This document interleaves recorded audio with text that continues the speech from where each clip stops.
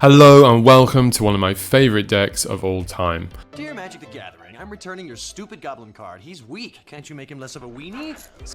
So our game plan is to kill our opponents as quickly as possible. We're using a swarm of Goblins that all have synergy to make each other better, and some of them can also dominate and control the board.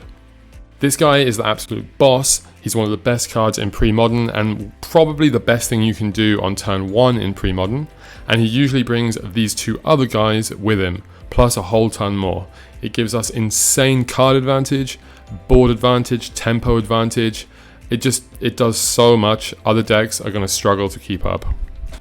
We can also use this to tutor for our other Goblins. There's a whole ton of things we can get. Usually we just get the best cards that we need, but we also have a few one-offs, a guy to take out artifacts, a guy to make our guys bigger and give them mountain walk, and another guy that machine guns everything. These guys bring the pain. They're absolute beat sticks, especially when combined with other Goblins. They can deal out massive damage. So these are our removal Goblins. We're actually not playing Lightning Bolt because it's not that good in Premodern. Most stuff has either 1 toughness or 4 toughness, so Mog Fanatic is good enough, and we don't want to dilute our deck with too many non-Goblins. So for other Goblins, Skirk Prospector can help us ramp, Goblin Sledder can help us in combat, and they can both help for sack outlets for our Sharpshooter. Goblin Sledder doesn't really see that much play anymore. For lands, of course, we're playing red lands, we're playing fetch lands, we're also playing Barbarian Ring as a nice way to throw colorless damage around. We've got Wastelands to take out our opponent's non-basics, and we also have Ancient Tomb. Now this is definitely one of the best lands in the deck. It can accelerate us, so we can play a turn 2 Matron, turn 2 Sharpshooter, a turn 3 Ringleader. It just really adds what our deck wants. So a lot of decks splash either green for Naturalize and Core of the Claw, or black for Discard, Patriarch's Bidding, and Drownews Crusade.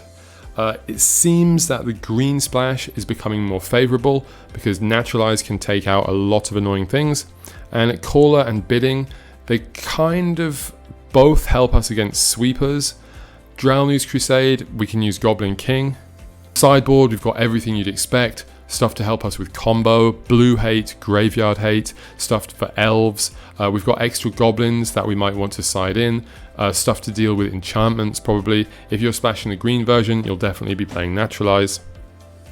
Some other spicy options, Hearthcharm and Rishadan are definitely the two most common. I've also seen Mog Flunkies played, and recently I saw a really spicy list with Living Wish, and another really spicy red-black list with Burning Wish to fetch Chainer's Edict and Discard and stuff like that. So 2 super spicy options that you have available to you.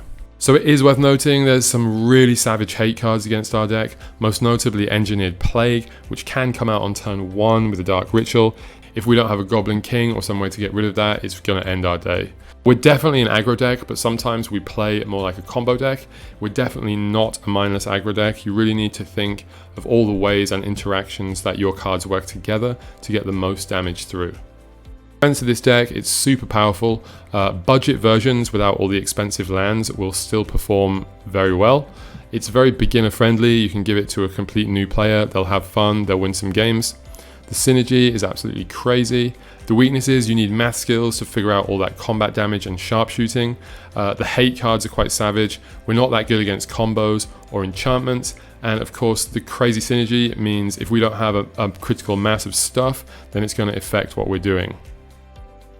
So here's a red-green list, but I do recommend you check TC decks because there's a lot of different ways to build Goblins, even though the core of the deck does remain the same.